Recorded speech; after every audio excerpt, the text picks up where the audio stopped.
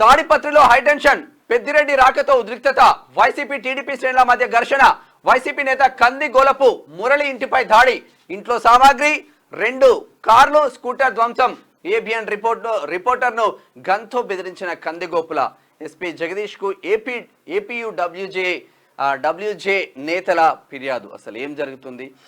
అనంతపురం జిల్లా తాడిపత్రిలో మరోసారి ఉద్రిక్త పరిస్థితులు ఏర్పడ్డాయి.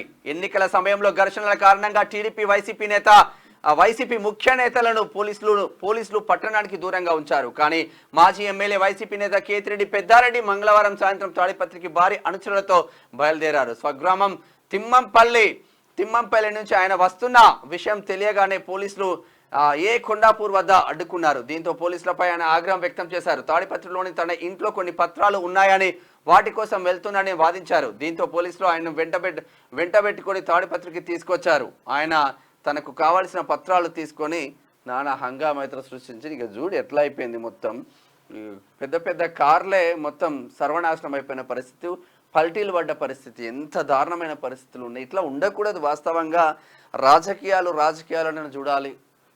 ఎలక్షన్స్ తర్వాత అందరు కలిసిపోయి అభివృద్ధి ధ్యేయంగా ముందుకెళ్ళాలి. కానీ నీ పంతమా నా పంతమా అన్న ఉద్దేశంగానే పోతా ఉంది ఆంధ్ర రాష్ట్రంలో.